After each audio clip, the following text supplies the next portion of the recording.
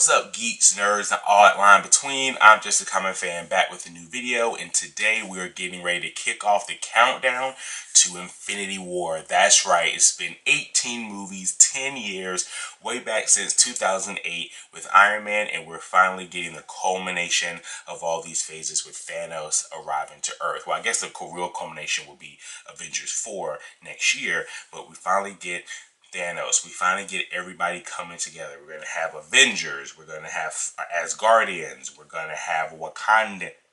We're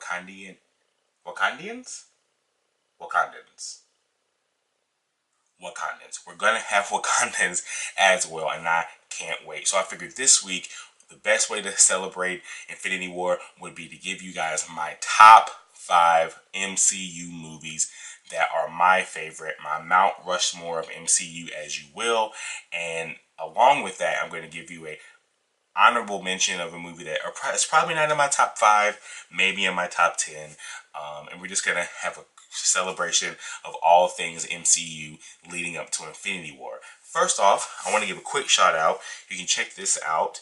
If you don't know what that is, don't feel bad because I didn't know either. But this actually came from a friend of mine named Brittany. Thank you very much. She is into getting the Loot Crate subscription box. And this was in the most recent Loot Crate subscription box. And she doesn't wear hats and she knows that I'm a nerd. She asked me if I would like it. And I said, sure. But I said, but I'm not really familiar with this. Like, who is it? Like, is it a anime character? Because I'm not really into anime, so I don't know that much.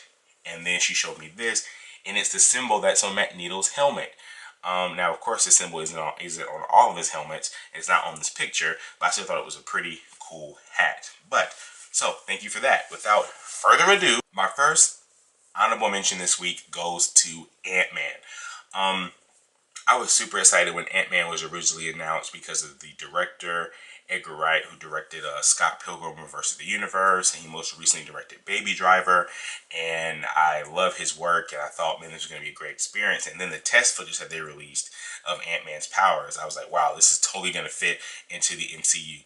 Unfortunately, Edgar Wright was not able to direct it. Him and Marvel couldn't agree on the vision of the film, but they did cast Paul Rudd, who's, a very, very great comedic actor, and they cast Michael Douglas, and they, had such a great cast for this movie.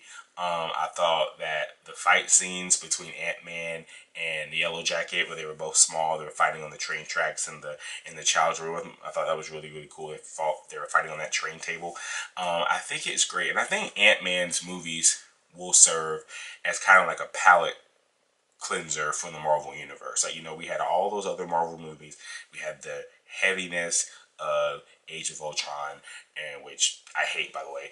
And then we got Ant-Man as like a comedic refresher to kind of cleanse our palate for the next phase of the Marvel universe. And now, after Infinity War, we're going to get Ant-Man and the Wasp, another palate cleanser of light, fun, action comedy leading into the next phase of the Avengers movie. So Ant-Man maybe is in my top 10. It would probably be the 10th movie on the list, but I always like watching it, and I think it's super fun. Now we're going to talk about the movie that I'm covering for today's video that I'm so excited about, and it's the Avengers. Come on, how can we kick off our countdown to Infinity War without including the Avengers, right? So the Avengers movie is definitely in my top 5 for my Mount Rushmore. It's a movie that I never thought would happen. Of course, the idea was presented in the original Iron Man movie, and then it was, kind of cemented in Iron Man 2, and then you had Captain America, you had Thor, you had the Incredible Hulk, but I just thought for sure that something was going to happen to stop these worlds from coming together. And then when Ed Norton and Marvel had their falling out, and Edward Norton was no longer going to be the Hulk, I was like, oh, this movie can't happen now. They just recast him with Mark Ruffalo, who is perfect as Bruce Banner and does a great job as the Hulk as well. I don't know about you guys, but when I saw that trailer and there was that sweeping camera shot of all of them standing together, Black Widow, Hawkeye, Captain America, Iron Man, Thor, Hulk, I was sold. I literally probably teared up because it was just so cool seeing all those heroes together for the first time on the big screen. I love the the relationship between the Science Bros, Tony and Bruce. I love the relationship between Tony and Steve, how there was kind of friction, yet also admiration as well. And I also really love the relationship between Thor and Hulk. They didn't really expound on that like I wish they would have, but whenever Thor and Hulk are teaming up to take down that giant Chitauri snake worm thing, and they're just ripping it apart together and fighting it and tag teaming with each other, I thought that was amazing. And then when they finally take him down and Hulk just stands there, and I remember watching this, I was like, he's gonna punch him, and then Hulk just reaches over and just punches Thor off screen. Perfect comedic timing.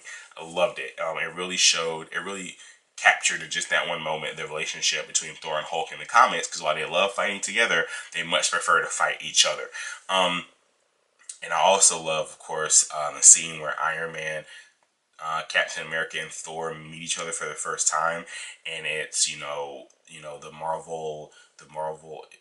Marvel's version of their Trinity. DC's Trinity is Batman, Superman, and Wonder Woman. Marvel's is Thor, Iron Man, and Hulk. So I thought that was really cool. Seeing them tag team fighting and combining moves and powers together was awesome.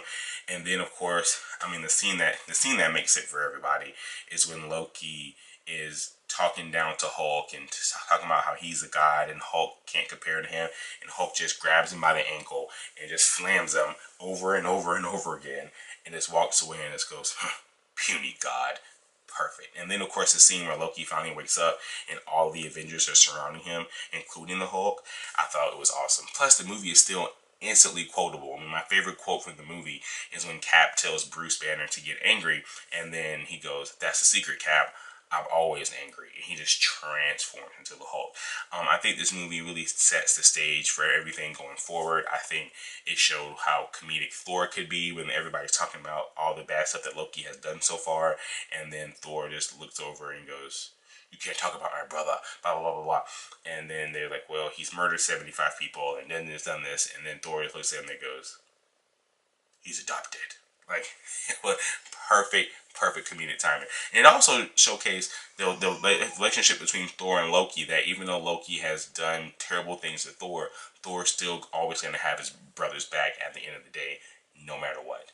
It set up Loki as the trickster that he is, and I think Tom Hiddleston did a great job with the character. The only sucky part was Hawkeye spent the whole movie being controlled by Loki. That was kind of terrible. But you even got Nick Fury in action. Don't forget Nick Fury came out with a missile launcher at one point in the movie. So, or was that Winter Soldier? I'm pretty sure it was the Avengers. But, you just got everybody in this movie together, everybody working so well together. We got the debut of Maria Hill. You get more Phil Coulson's death. And I say that lightly because if you watch Agents of S.H.I.E.L.D., you know that he's very much alive, which really pisses me off, because how does the Avengers not know that he's alive? He's not, hiding or anything, but I digress. But I really just want... I just really love this film, and I've watched it a ton of times on video.